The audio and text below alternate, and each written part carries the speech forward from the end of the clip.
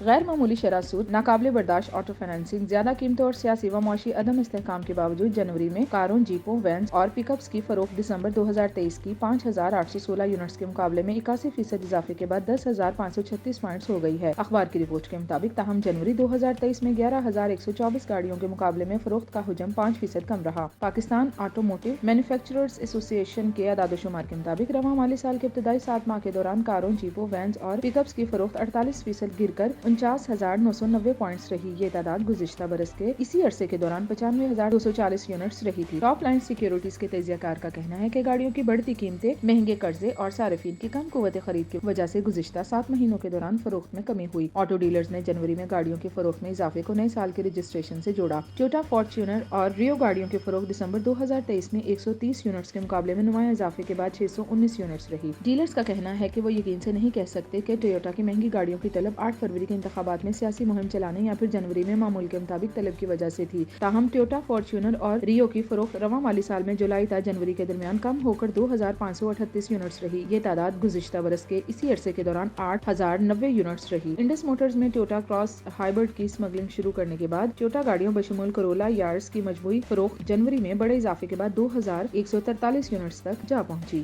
یہ تعداد دسمبر میں 554 یونٹس رہی تھی۔ مالی سال 2024 میں جولائی تا جنوری کے دوران مجموعی طور پر 7,422 ٹویوٹا گاڑیاں فروخت ہوئیں، جبکہ گزشتہ برس کے اسی عرصے میں یہ حجم 13,784 رہا تھا۔ کرلز، ویگن آر اور بولان کی فروخت مالی سال 2024 کے ابتدائی 7 ماہ کے دوران بالترتیب 2,181، 2,149، 1,314 یونٹس رہیں۔ یہ تعداد گزشتہ برس کے اسی عرصے میں 5,686، 4,440 اور 2,992 رہا تھا۔ ویگن آر کی پیداوار نومبر 2023 تا جنوری کے دوران بند رہی تھی۔